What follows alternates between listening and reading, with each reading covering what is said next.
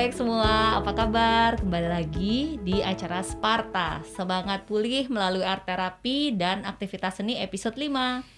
Nah, hari ini kita akan membahas mengenai mengatasi kecemasan berlebih di tengah new normal.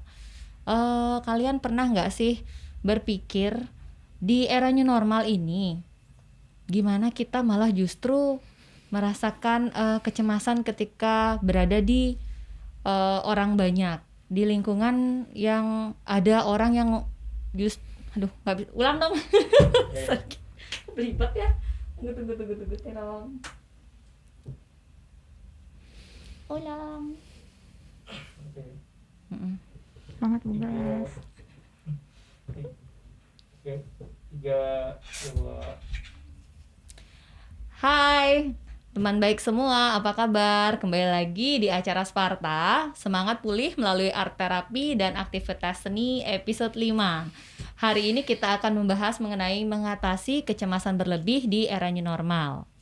Nah, untuk era new normal, ketika semua sudah dibuka lagi, bahwa kita ini harus semakin lebih aware sebetulnya ya. Karena apa? Di tengah kondisi new normal, kecemasan itu tentunya pasti akan ada.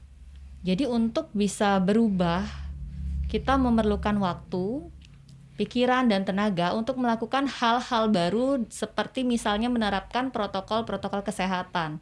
Yang semula nggak pernah pakai masker, sekarang kemana-mana wajib pakai masker. Kemudian juga kita harus mulai menjaga jarak, rajin cuci tangan, dan harus pakai sabun juga. Nah, hari ini kita akan bincang-bincang ya, bincang-bincangnya seru banget. Hari ini kita ada 2 narasumber. Yang pertama ada Mbak Dwika seperti biasa yang setia menemani dari episode pertama ya. Jadi Mbak Dwika ini seorang akademisi psikologi, dosen pengajar di Bali Dwipa University, prodi psikologi, betul? Betul sekali. Oke, sampai hafal ya. Kemudian yang kedua, hari ini kita kedatangan Oke. Nama lengkapnya? Nama lengkap saya Ardike Oke Sundriawan. Nah, Oke ini teman baik adalah orang yang terkonfirmasi COVID-19 beberapa waktu lalu dan sudah pulih. Jadi hari ini Oke akan berbagi pengalamannya selama menjadi orang terkonfirmasi COVID-19 dan juga kita akan bincang-bincang mengenai mengatasi kecemasan berlebih di era new normal. Apa kabar Mbak Dwika? Oke. Ya, baik. Sehat semua ya. Sehat. Oke, Mbak Dwika, ngomong-ngomong tentang new normal nih, kecemasan yang tadi saya katakan di awal itu wajar nggak sih Mbak? Karena kan di awal itu dulu pada saat COVID dikatakan sebagai pandemi, banyak yang cemas. Kemudian rasanya mereka sudah mulai beradaptasi kan, untuk menerima, oh ya sekarang kita harus mulai menerapkan protokol kesehatan. Tetapi sekarang ternyata masih banyak loh yang cemas karena takut dengan adanya kebijakan new normal ini, takutnya terjadi lonjakan penularan COVID-19. Gimana tuh Mbak? Iya, betul sekali. Jadi memang kondisi manusia ya sangat umum dan wajar ketika mengalami rasa cemas. Terlebih lagi ketika kita menghadapi sesuatu yang bersifat tidak pasti, atau tidak bisa diprediksi, atau sesuatu yang tidak jelas. Nah, berbicara tentang COVID-19, sampai sekarang pun belum ditemukan vaksin dan juga obat yang seperti apa yang efektif. Dan saya kira ada perasaan khawatir tersebut adalah perasaan yang normal. Gitu. Jadi normal ya kalau cemas itu. Nah, dia menjadi tidak normal itu ketika bagaimana? Apakah kecemasan itu muncul misalnya kita menjadi lebih sering marah-marah, hubungan dengan keluarga menjadi tidak nyaman apa gimana tuh? Betul sekali. Jadi ketika seseorang mengalami kecemasan berlebih, mereka memiliki simptom-simptom afektif. Misalnya yang awalnya dia itu biasa aja gitu, dalam artian biasa berkegiatan, dalam emosinya tuh stabil. Tapi ketika dia mengalami kecemasan yang berlebih, benar sekali menurut Bu Gresi tadi, mungkin saja simptom yang muncul itu dalam bentuk yang marah-marah, tiba-tiba marah, ditanya sedikit mungkin marah, yaitu mungkin kita perlu memahami mungkin di kepala seseorang sangat terjadi banyak dinamika yang dia pikirkan, yang dia cemaskan gitu. Simptom lain yang muncul bisa saja letargik atau kelelahan gitu. Merasa lelah, lalu juga sulit tidur. Ada juga misalnya yang tidak produktif dalam bekerja, sulit berkonsentrasi. Sulit fokus Nah, begitu betul. ya. Ada juga beberapa orang dulu ketika kita berbicara tentang COVID, ketika misalnya dia keluar rumah, dia tiba-tiba merasa benar-benar merasa kotor, ya, merasa harus mencuci pakaiannya dengan bersih, harus misalnya mandi berapa kali. Nah itu, jadi ketika dia sudah melakukan suatu kegiatan yang berulang-ulang, misalnya kayak cuci tangan terus gitu kan ya, berlebih. Nah itu juga menjadi simptom kecemasan yang berlebih juga gitu. Berarti cuci tangan yang berlebihan ya, karena memang rasanya sekarang kan wajib tuh cuci tangan, tapi mau nggak mau nih, kok saya sudah cuci tangan rasanya masih aja kotor ya. Ada yang kurang lagi kalau misalnya nggak ada sabunnya gitu. Berarti itu termasuk kecemasan berlebih. Betul sekali. Mungkin ada level-level wajar yang bisa kita toleransi gitu kan ya. Kalau misalnya menurut pemerintah, jika saya tidak salah gitu kan ya, kita cuci tangan apabila kita habis keluar rumah gitu, kita cuci tangan atau memegang sesuatu yang kotor. Kita biasakanlah cuci tangan gitu kan ya. Cuci tangan itu kan berapa detik seperti nyanyi Happy Birthday kalau nggak salah ya. Nah itu.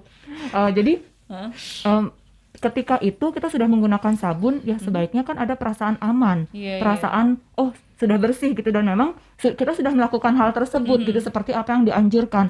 Namun ketika masih perilaku itu berulang-ulang dilakukan, nah itu yang perlu kita waspadai, karena memang mungkin orang tersebut berpikir jadi ada distorsi juga, dia berpikir bahwa aku disuruh cuci tangan nih, jadi harus cuci tangan sampai harus benar-benar bersih. Padahal kan memang kalau misalnya kita bicara tentang kuman gitu, sebenarnya kan di tangan kita selalu ada kuman gitu nggak sih?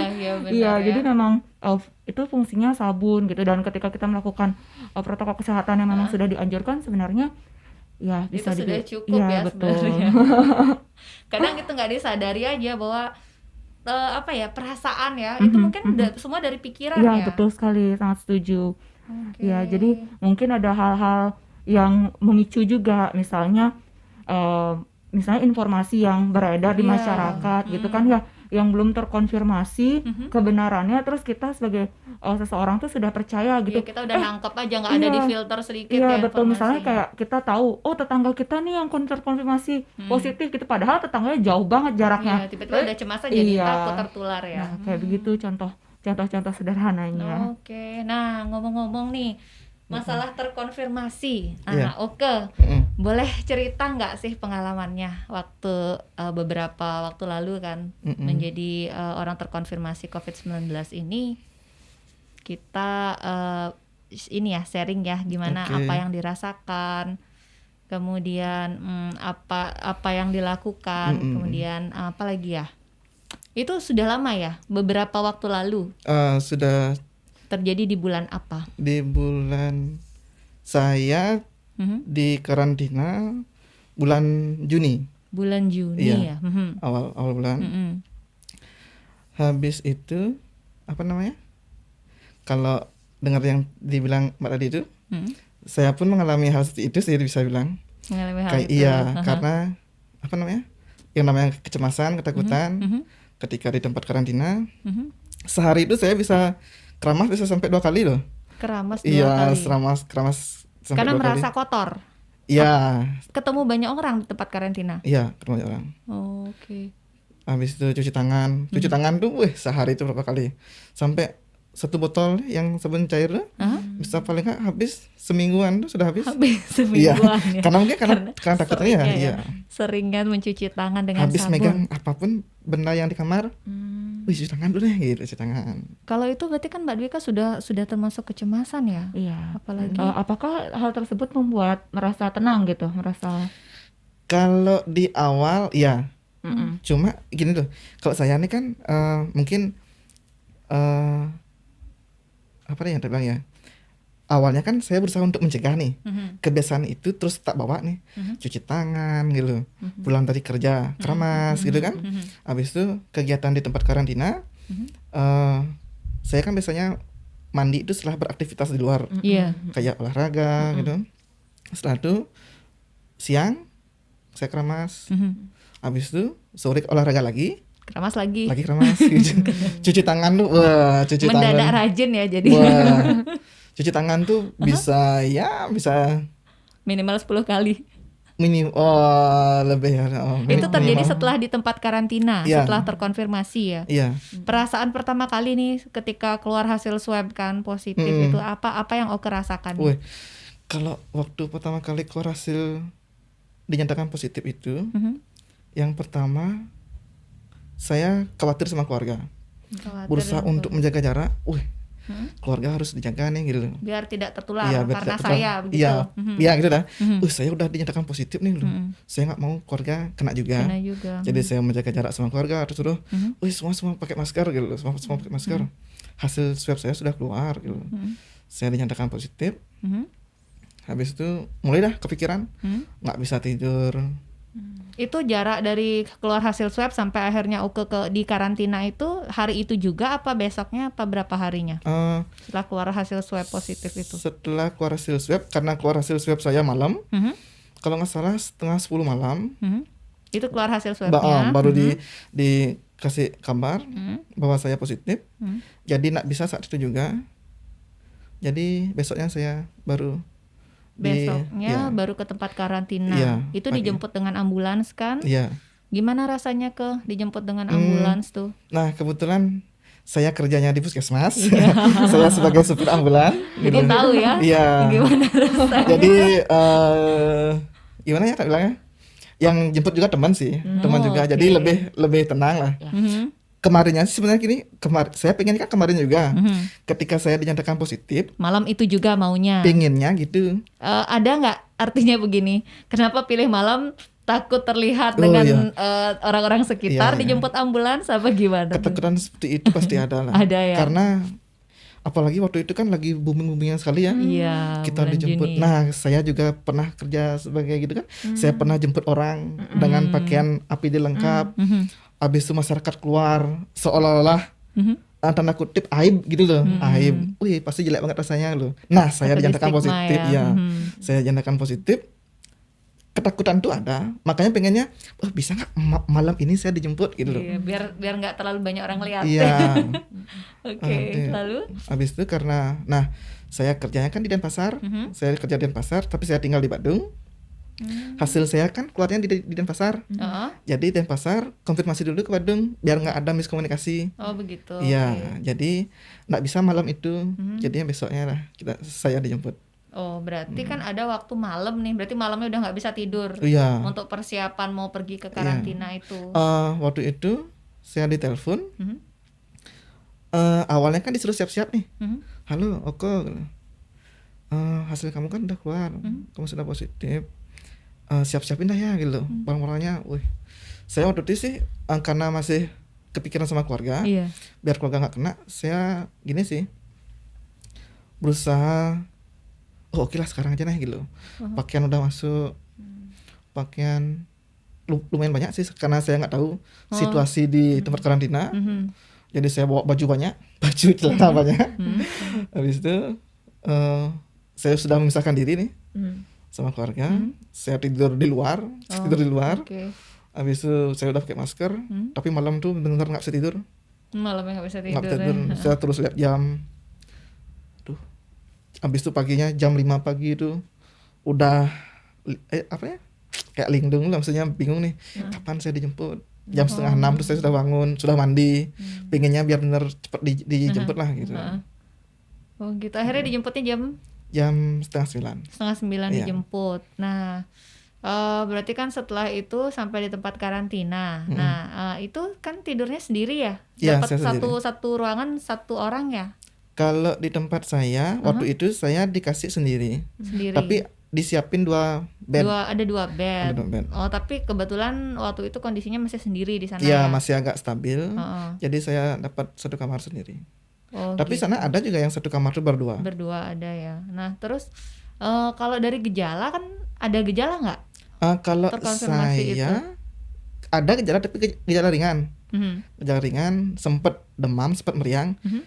sekitar 2 hari lah. Apa sih yang khas kalau untuk Nah, yang Uke rasakan itu? Kalau yang pada saat ciri konfirmasi? khas Hah? yang saya rasakan dan Hah? orang lain rasakan gitu Heeh. loh. Apa sih Yang itu? ciri khas itu bau sama perasanya yang tidak terasa. Oh, berarti tidak bisa ini ya, indera penciuman dan Ya, untuk ya. ngecap itu nggak ada Ya, sama sekali, tidak itu yang- bisa ngerasain. Tapi artinya hanya demam dan Demam. batuk pilek nggak ada.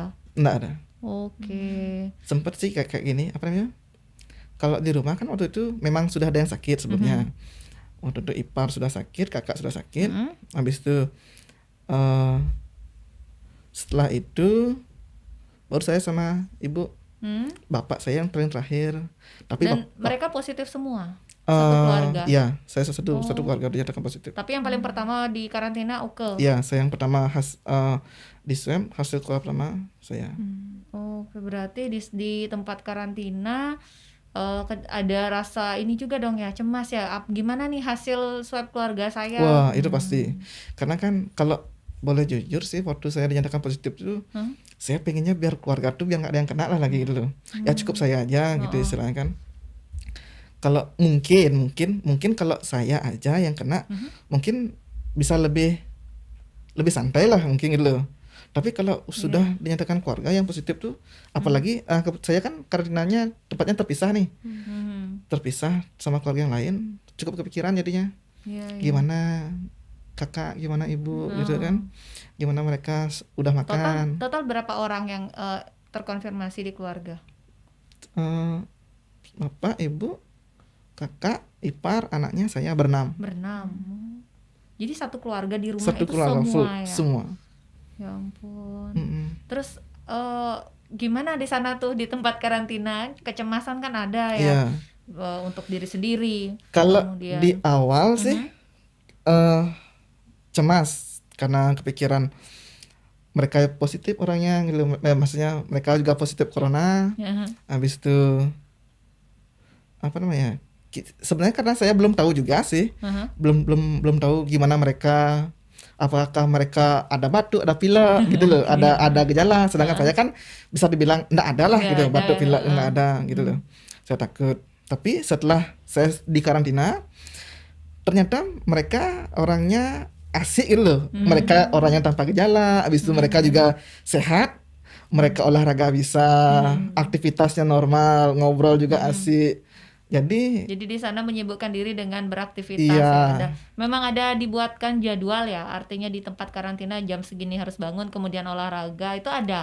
enggak sih. Oh, kita aja yang ngatur Iya, kita yang ngatur. kegiatan kita. Cuma kan Keren berarti, hebat. ya, karena saya sebagai waktu itu kan bisa bilang orang baru, saya mengikuti yang pendahulu saya. Oh, Mereka itu pagi-pagi sudah bangun, mereka olahraga, berjemur juga berjemur. ya. Jadi itu yang saya ikuti. Jadi kita terus ditarik ke hal yang positif lah gitu. Ya, jadi saling supportnya Iya, ketemu di saling sana support. ya. Iya. Oh, Jadi jadi Dan bisa seru. kita lihat ada semangat untuk sembuh ya. Iya, Iya. jadinya di Jadi ada sana. aktivitas yang memang benar-benar dianjurkan juga seperti Iya, olahraga, olahraga, terus berjemur. berjemur dan berbentuk komunitas gitu. Betul. Iya, jadinya. iya. Jadi kalau menurut saya sih, kalau di tempat karantina itu positifnya dalam artian tuh dibandingin di isolasi mandiri di ya rumah. isolasi mandiri di rumah tuh, kalau di sana tuh kan kita ketemu sama orang-orang senasib nih. Iya. Ketemu sama orang senasib. Tambah kuat ya Iya. rasanya ya. Kamu kok bisa kena gitu istilahnya. Jadi kita bisa membuat suatu hal yang Iya. menjadi lucu gitu loh. Kamu kok bisa kena? Oh yes, aku gini soalnya gitu. Oh, gitu. Syukur Kalau ya, di nyaman rumah kan, ya. kalau di rumah kita kan, nah tanda kutip terkadang ada orang misalnya tetangga yang agak sedikit, nah tidak bisa dipungkiri, jaga jarak, Iya. agak ya kelihatan lah.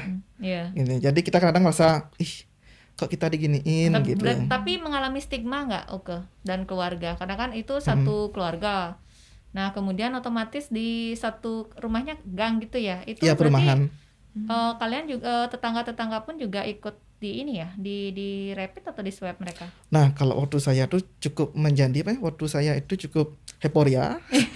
Heboh ya di sana beritanya. Heboh banget menurut saya. Kita satu perumahan itu di rapid. Ya. Dan ada yang reaktif lagi? Sebelumnya nggak ada yang reaktif. Semua non reaktif, tapi yang kan 2 kali di rapid nih. Yang kedua saya dengar ada yang reaktif tapi di swab negatif. Oh. Ya syukurnya gitu lah. Oh, Kita jadi cukup- selama di karantina. Nah, ini kan keluarga juga di karantina di tempat yang berbeda. Itu Iya. kalian tetap saling support ya? Ya. Telepon, saling Kalau itu, saya video sama call. keluarga yang lain tuh biasanya setelah makan malam, setelah makan malam kita video call Video call. untuk saling istilahnya kan biar nggak khawatir nih gitu. Jadi kita video call nanya kabar. Iya. Udah makan gitu, udah loh. Apa menunya gitu lah. Ya basa-basi kayak gitulah. Istilahnya kalau itu kan lebih cerita ke hal yang lain lah Iya. gitu. Kalau support dari ini lingkungan kerja, Oh, kalau lingkungan teman-teman kerja tuh gimana tuh? Tahu Oke seperti itu terkonfirmasi kan? Gimana mereka? dari awal Mhm. teman-teman puskesmas mereka supportnya luar biasa. Mhm. Istilahnya ya nggak apa-apa gitu ya. Kamu Fokus ya untuk fokus pemulihan. untuk penyembuhan. Kamu kan sebelumnya udah kerja keras nih. Istirahat aja dulu nggak apa-apa gitu. Bagus ya. Jadi Iya. itu pun juga menghilangkan menambah semangat gitu Mbak Dwika. Betul, Betul. menenangkan juga ya, jadi nggak Menenangkan. kepikiran. Untuk pekerjaannya ya. Pekerjaan. Jadi Iya. benar-benar diberikan waktu untuk fokus ke pemulihannya gitu ya. Kalau yang sudah dilakukan Oke nih, artinya untuk mengatasi kecemasannya dengan melakukan kegiatan-kegiatan tersebut itu sudah benar ya. Betul sekali. Kita bisa lihat ya dari kegiatan yang beliau lakukan gitu, ada olahraga, terus juga memberikan support dan juga diberikan support orang-orang terdekat di sana. Iya. Terus juga ada berjemur yang secara fisik, Iya. maksudnya kegiatan aktivitas yang membuat stamina lebih baik gitu kan ya. Dan saya yakin pula di tempat karantina makannya juga terjaga ya beliau. Woi, kalau masalah makan tuh jangan diragukan lah itu. Oh, oke. Iya. Agak nganan nggak pulang-pulang dapat nimbang nggak ke kanan? Kalau di rumah kan makan tuh bisa lebih dari 3 kali. Kalau di rumah. Kalau di rumah. Kalau di tempat karantina? Cukup 3 kali. Oh, cukup. 3 kali. Karena nggak ada yang ngasih lebih. Tapi enak-enak ya. Iya lumayan. Oh, berarti terjamin di sana ya. Oke. Jadi Iya. kadang kita kan begini Mbak, di tempat karantina ya, kita nggak tahu seperti apa sih suasananya. Ternyata menyenangkan ya. Iya. Di tempat karantina itu ketemu orang baru, kemudian support pun tetap didapatkan di sana, makan terjaga, kemudian juga kualitas makanannya juga top kan. Iya. Kalau saya dulu terus terang waktu di awal ketika dibilang positif, saya cukup stres sih Mbak. Stresnya gimana kan kita tuh udah seperti Mbak Grace bilang tuh, saya tuh di sana tidak tahu lah gimana ntar saya di sana. Iya. Karena kebanyakan orang awam tuh berpikir oh kita sakit, ntar bakal dirawat. Yang namanya sakit ntar dipasangin infus. Apalagi kita dengar kalau corona tuh katanya menyerang paru-paru, ntar dipasang oksigen, ntar kayaknya kita bakal tidur aja lah ini gitu. Paling kan dapat tidur aja, istirahat gitu. Saya awalnya Benar-benar berpikir gitu. seperti orang yang sakit, pokoknya tergeletak Iya, gitu ya. saya pikirnya seperti itu sebelumnya. Infus ternyata enggak ya. Ternyata enggak. Berarti itu pengaruh berita ya Mbak Dwika. Bisa Berita jadi yang terlalu ada gencar ya. betul. Bisa jadi mungkin karena kita cuman dipaparkan oleh berita-berita yang seperti itu, jadi kita membayangkan oh orang corona harus dirawat menggunakan bantuan oksigen gitu. Iya. Padahal kalau misalnya di sini penerapannya berarti kalau misalnya untuk orang yang tanpa gejala berarti di karantina saja cukup Iya. gitu kan ya. Karantina diberikan asupan gizi yang baik gitu dan juga beraktivitas juga dengan dan biasa aja betul, ya. dan nanti rutin dites berarti ya. Ya, jadi kalau untuk tes webnya biasanya kita 3 sampai 4 kali. 3 sampai 4 hari sekali. Oke, berapa lama tuh jadinya di karantina? 14 hari. Pada saat karantina itu, Saya lama, saya 35 hari. 35 hari. 35 hari. Oh, saya. karena hasil swabnya ya, Pak. Ya, Oh, karena oke. kalau dulu kan hasil swab 2 kali negatif baru boleh pulang. Kalau sekarang kan sudah berubah kebijakan baru 1 kali Iya. swab. Karena dulu banyak yang kayak gitu juga, Mbak. Jadi hasil swab itu positif negatif gitu. Iya. Banyak banget, iya. Jadi menunggu. Inkonklusif gitu. Iya, iya. Ya, sedangkan sekarang kan sudah ada kebijakan baru 1 kali swab negatif sudah boleh pulang. 3-5 hari di Iya. tempat karantina. Kalau itu tidak mendapatkan support Wah, ya, luar benar. biasa, gimana tuh Mbak? Apalagi kalau misalnya ngelihat teman-temannya udah satu persatu pulang Iya. gitu. Itu Iya. benar Iya, banget. itu terasa Terasa waktu banget. itu. Ya, karena kan itu dah teman-teman. Berarti ya, Oke termasuk paling lama di sana. ya, Oh, saya yang Bisa paling lama bayangkan, 35 hari. Mbak Grace. iya ya, 1 bulan Iya. lebih. Wow. Jadi apa namanya, aktivitas yang paling rutin itu di sana selain berjemur itu ada nggak olahraga khusus yang disenangi di sana, atau mungkin malah muncul aktivitas baru yang sebelumnya Oke belum pernah lakukan, tiba-tiba karena harus dikarantina nih muncul aja nih kegiatan, saya ternyata ada melakukan sesuatu ini kok cocok ya, apa ada nggak waktu di sana tuh? Kalau kegiatan yang gitu paling normal-normal aja sih. Dalam artian tuh Normal-normal aja ya. ya istilahnya Dengerin lagu yang itu kan Iya, ya, dengerin lagu. Nah waktu yang itu membuat di sana nyaman. waktu itu kan saya sama waktu baru-baru saya di sana ada PMI tuh. PMI banyak banget. Oh PMU, jadi gabung ya di sana Iya, ya? gabung sana adalah yang bawa speaker besar. Jadi ya itu yang cukup bikin suasana asik. Jadi dia pas kita olahraga tuh speaker besar Ada dia, musik ya? ada musik. Kita olahraga. Habis itu dia ngedip musik. Habis itu kan ada bajang-bajang nih. Oh ada bajang-bajang. Bajang-bajang ada cewek-cewek di sana Iya, tuh. iya. Mereka aerobik gitu. Ada faktor eksternal faktor yang membuat lebih semangat. Iya. Ya Tapi syukur juga Iya, ya, betul. ada hiburan Ada gitu di hiburan. sana. Hiburan yang tak terduga kan. Iya, tidak terduga. Oh gitu. Oke, kalau sekarang ini kan jadi artinya setelah karantina lumayan ya 35 hari akhirnya pulang kembali ke rumah. Setelah itu kembali ke tempat kerja. Iya. Keluarga pun juga sama-sama kan akhirnya Iya. sudah kembali di rumah. Itu stigma dari tempat kerja, dari rekan kerja, orang-orang sekitar rumah itu berarti tidak dialami ya. Nah, Justru saya syukurnya itu. Malah mensupport sekali ya. Iya, Bagus dong ya kalau gitu. Dari saya masih di karantina pun keluarga terutama itu kan keluarga kecil, keluarga besar tuh Ya. selalu menghubungi, halo Oh, gimana bagus kabar, ya. gimana kabar gitu, Mhm. jaga kesehatan. Habis itu apa nih kira-kira yang bisa kita bantu gitu loh. Jadi kita tuh merasa benar-benar dihargai banget nih gitu loh. Ya, syukurnya begitu. Yang kan banyak berita juga beredar istilahnya ada yang dijauhin. Iya. Saya syukurnya enggak sih istilahnya. Untungnya tidak mengalami Ya, begitu kesadaran keluarga teman-teman tuh bagus. Halo, apa nih? Ada keluhan ada gimana kabar? Apa yang perlu bisa kami bantu? Ya, gitu jadi loh. lingkungannya positif ya. Iya, Dan jadi itu ngaruh banget kan Mbak Dwika dengan Iya, ada di betul. lingkungan seperti itu. Justru imun kita pun juga akhirnya meningkat ya. Jadi kesembuhan tuh juga akan lebih cepat ya. saya di awal terus terang malah saya yang takut.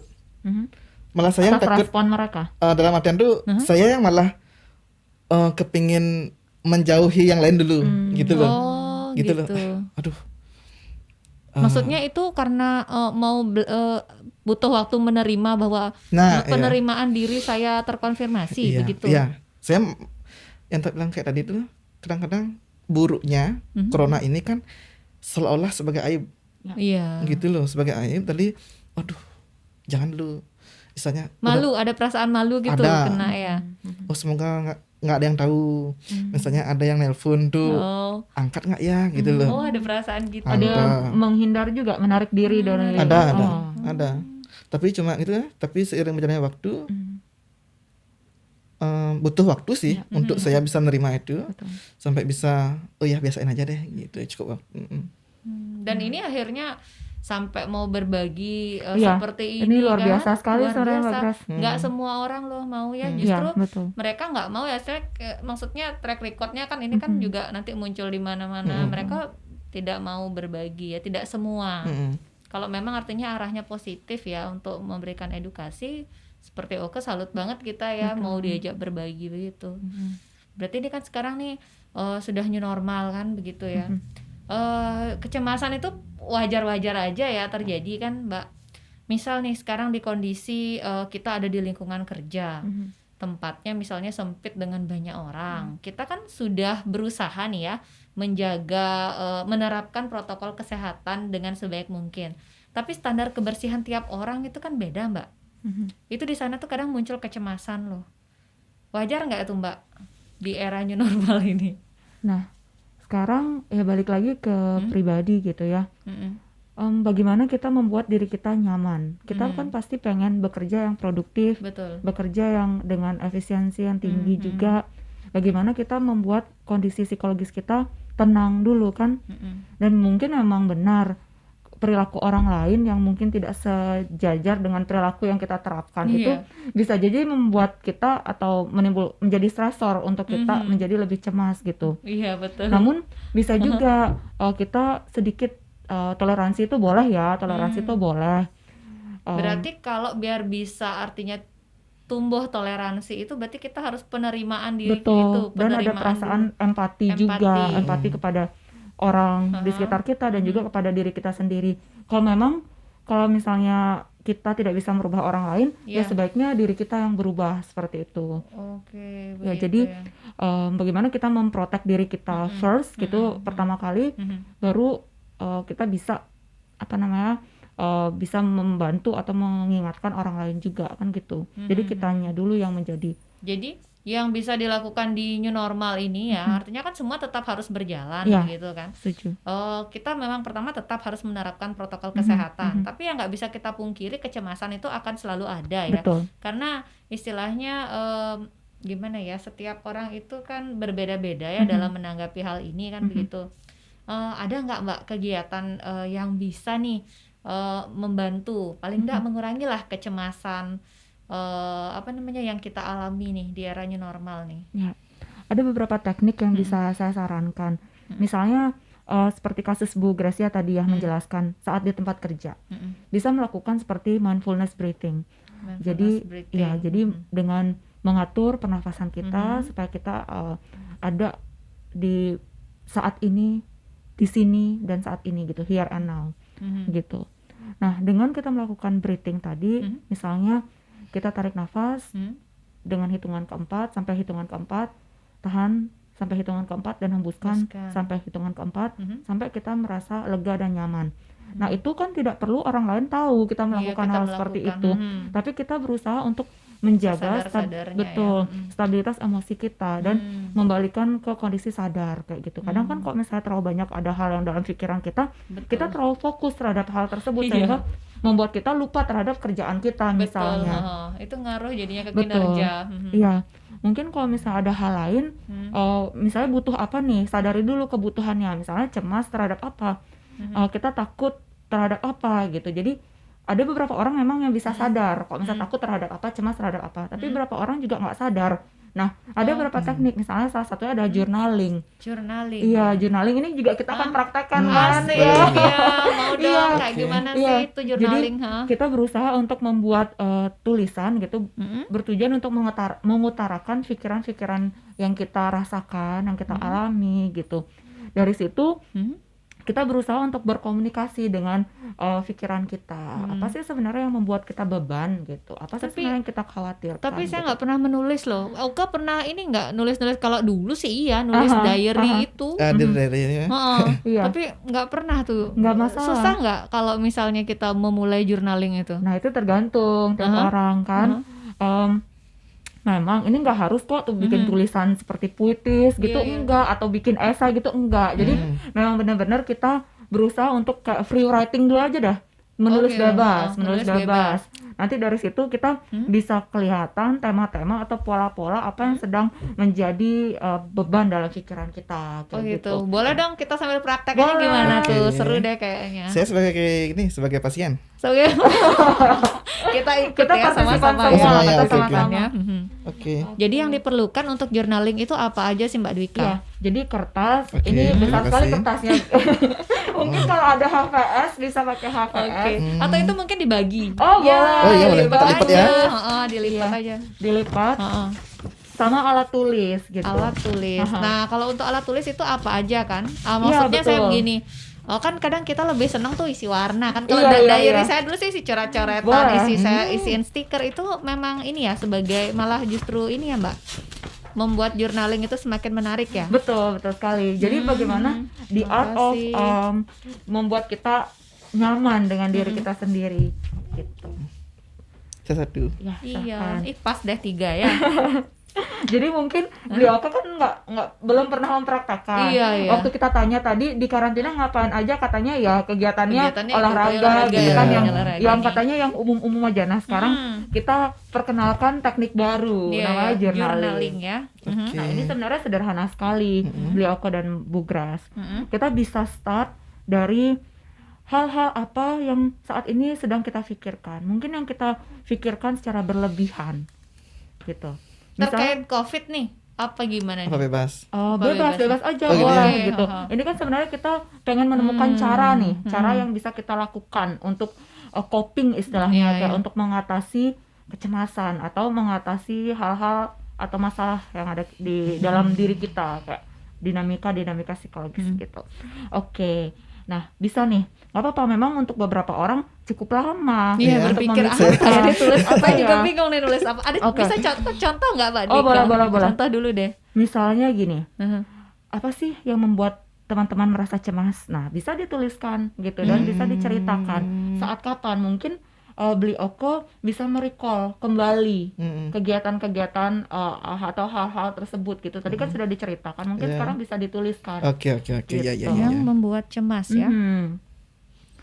Gitu. Oke. Bentuknya berarti bebas nih, yang penting nulis aja. Iya, yang penting nulis, mungkin bisa dalam bentuk cerita atau poin-poin gitu bisa. Oh, poin-poin itu boleh juga ya? Boleh. Misalnya Jadi bebas aja saya ya. cemas karena titik Nah, dua kalimat, apa? ya, betul. Oke.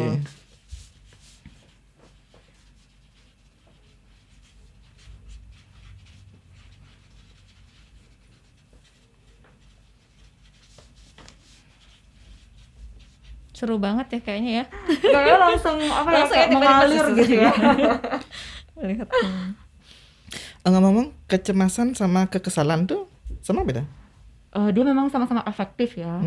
Kalau cemas itu dia ada perasaannya yang muncul tuh gelisah, worry atau Oh, iya, kekhawatiran. Kalau tadi yang dibilang apa? Kekesalan. Kalau kesalan itu kan lebih ke arah marah atau Oh, gitu ya, ya, marah ya. atau kadang frustasi itu juga bisa disebabkan oleh marah atau menyebabkan marah. Nah, itu memang kalau ketika kita ngomong emosi gitu sometimes tuh kayak sama-sama berkaitan satu sama lain. Bisa aja kalau misalnya lagi sedih ini tiba-tiba ujung-ujungnya kesel gitu. Iya. Ya gitu. Jadi bisa berkaitan gitu. Saya malah tulis yang kekesalan tuh boleh Iya, ya? boleh, Oke. silakan. Oke. Nah, setelah kita tulis itu, Mhm. Nah ini kan secara nggak langsung kita mengidentifikasi nih, ya nggak sih? Faktor-faktor atau apa hal yang spesifiknya membuat kita merasakan sesuatu. Misalnya Iya. tadi kesal gitu, Iya. cemas gitu kan. Jadi sudah membangkitkan kesadaran kita. Nah, Oh sekarang, iya. ya. Benar. secara nggak langsung ya. betul. Terus sekarang Hah? kita tanya kepada diri sendiri. Hah? Biasanya ya, Hah? sebenarnya diri kita sendiri tuh udah punya jawabannya gitu. Gitu ya. Tinggal kita Tapi cari tidak tahu. menyadari. Iya, betul. Oke. Gitu. Iya. Jadi sekarang kita tanya diri kita sendiri. Heeh. Kira-kira saat aku merasa demikian, biasanya hal-hal apa sih yang aku lakukan? Atau gimana sih caranya bikin aku kembali stabil atau happy atau ada hal-hal yang ada hope kita gitu. Oke, jadi bebas aja nih, Iya. ditulisnya di mana aja. Oke.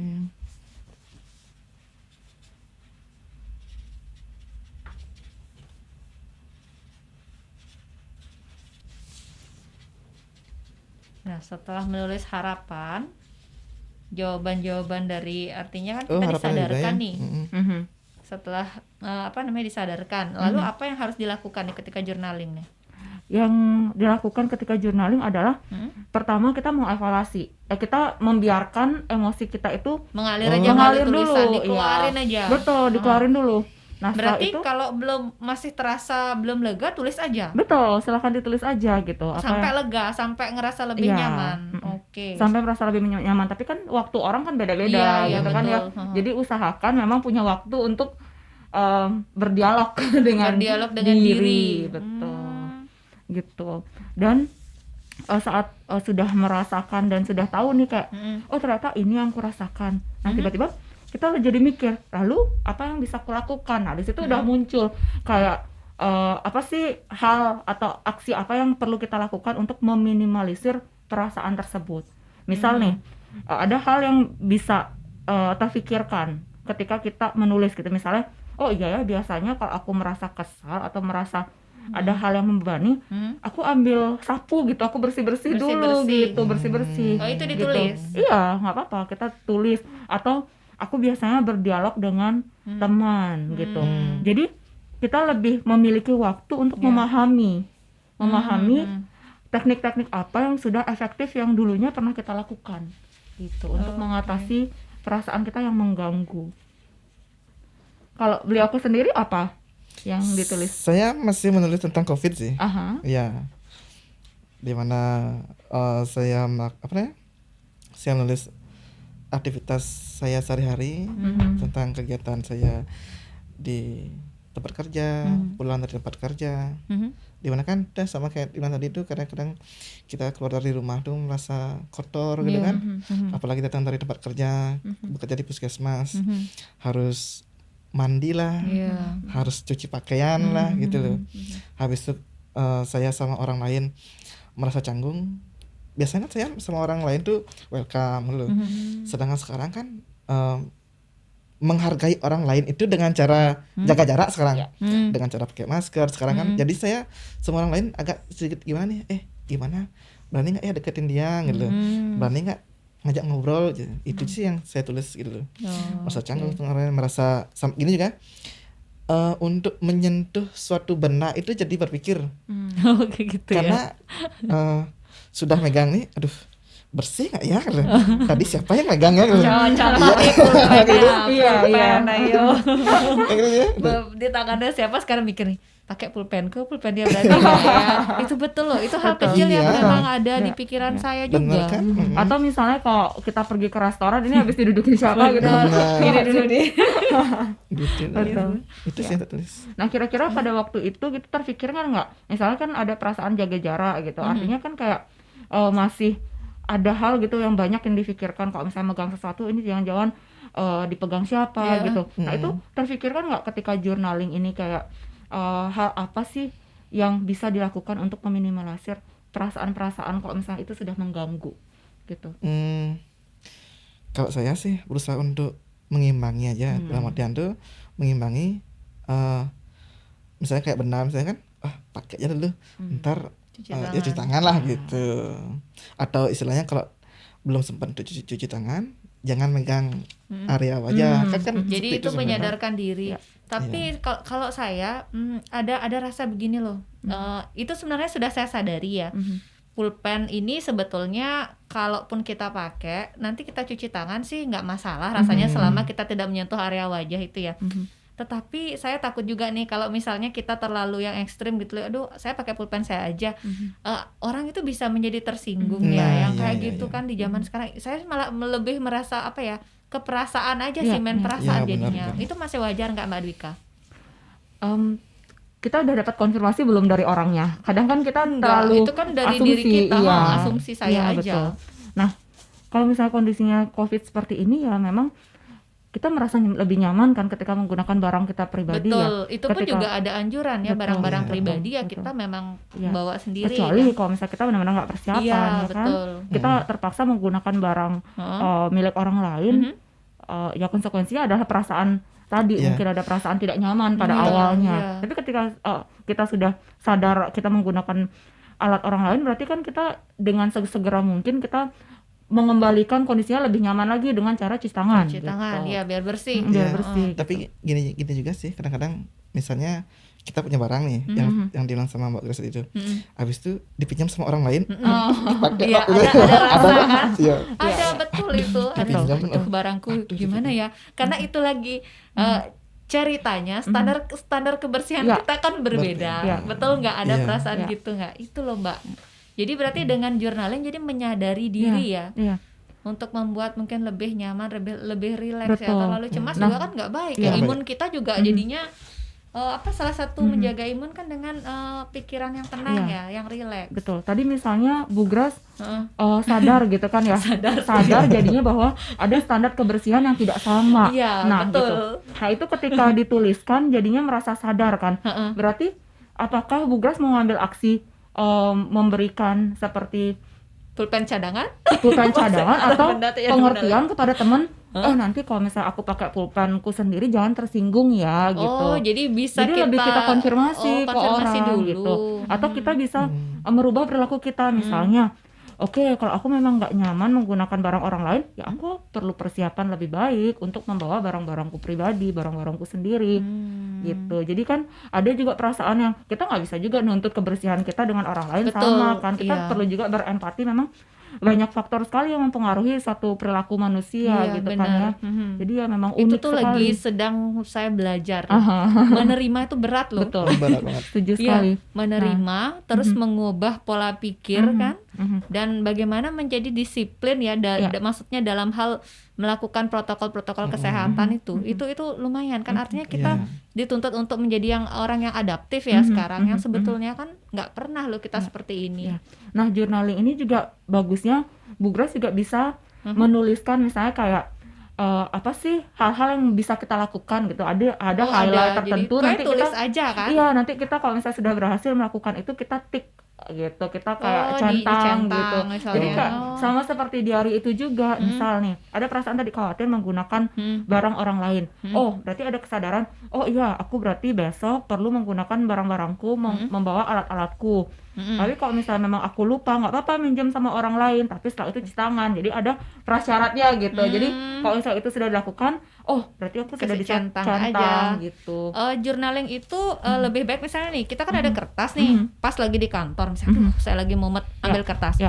Nah, untuk berikutnya kertas itu kita apakan? Kita simpan apa ya? Udah kan ada kadang ya udahlah, yang penting udah keluar aja. Lebih baik gimana nih? Tergantung kenyamanan dan privasi diri sendiri. Kalau misalnya memang apa yang dituliskan itu Aha.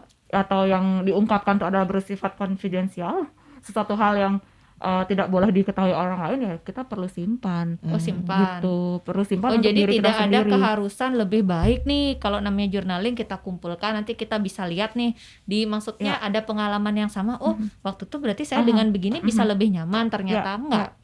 Itu bisa jadi preferensi aja sih. Ada orang yang nyamannya ketika mengungkapkan semua kekesalannya udah dihancurkan, kertasnya Ngancurin, dibuang gitu. gitu. Ada orang yang merasa gitu, tapi ada orang yang seperti misalnya yang Bu Grace gitu. Kumpulin, Dikumpulkan, terus habis itu dilihat kembali lah.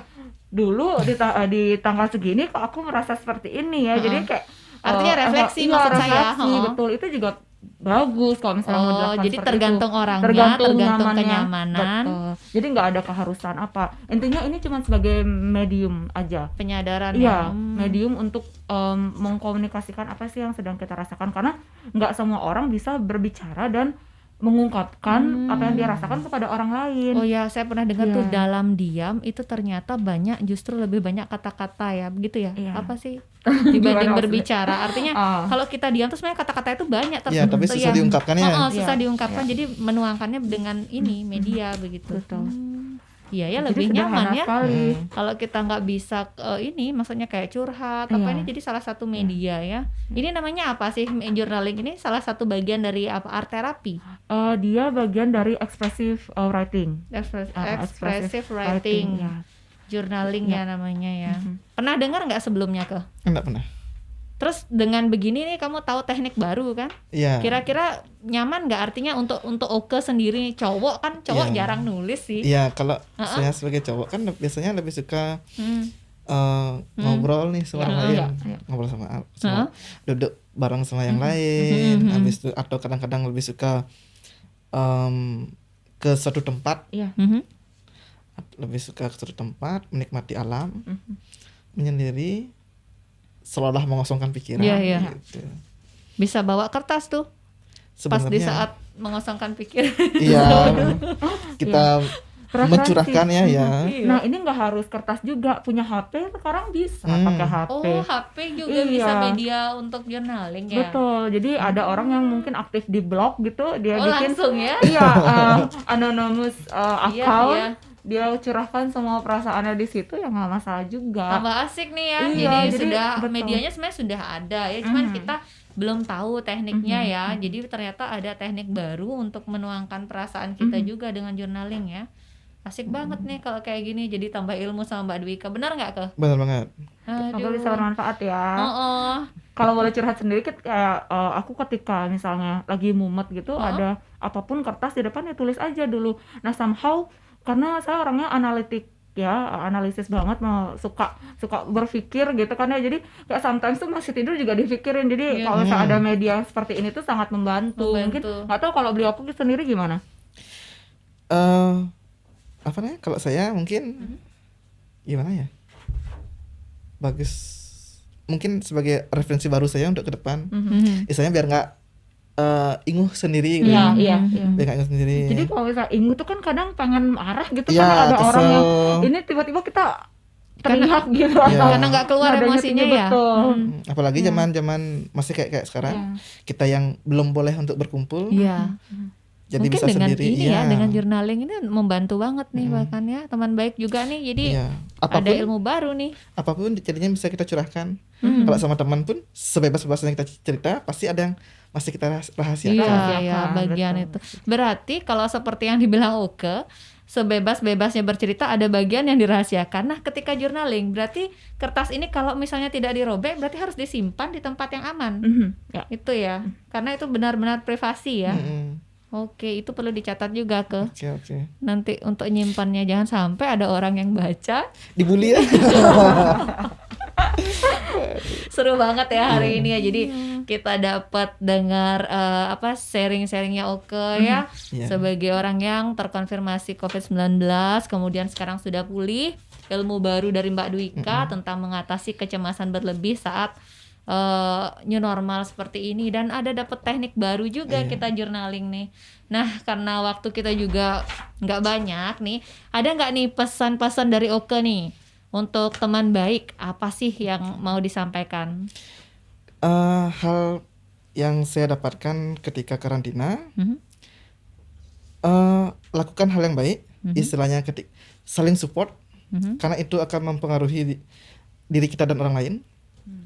Baik yang kita berikan, baik juga yang akan kita dapatkan.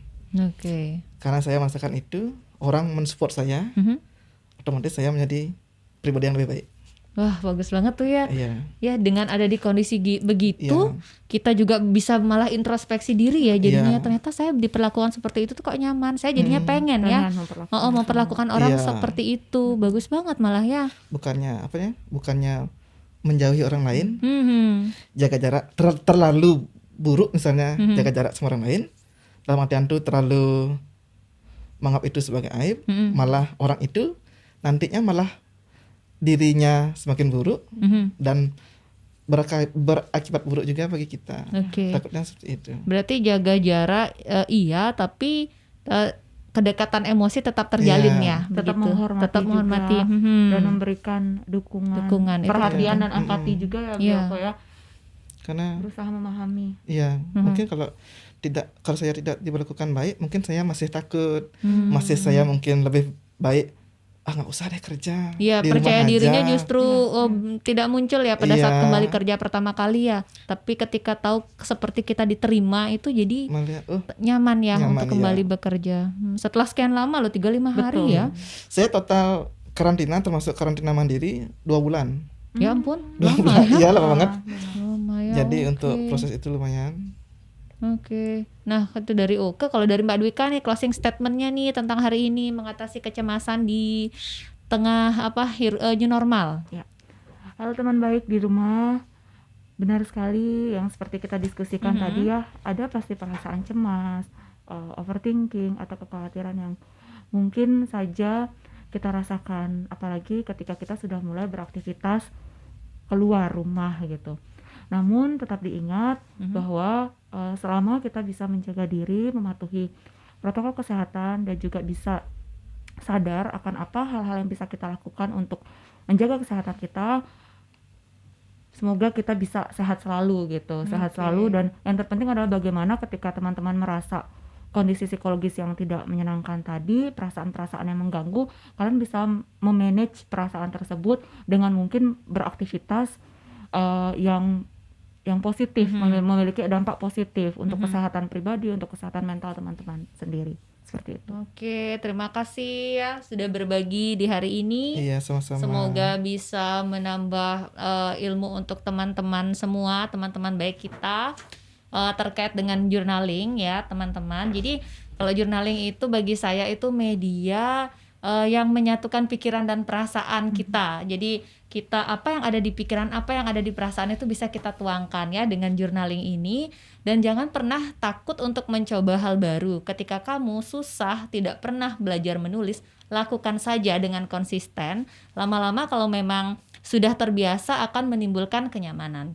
Jangan lupa untuk tetap menerapkan protokol kesehatan di era new normal seperti ini, dan terus saksikan Sparta episode berikutnya. Apabila kalian punya topik-topik yang ingin diangkat, silakan DM ke @berteman_baik. Sampai jumpa minggu depan. Dadah.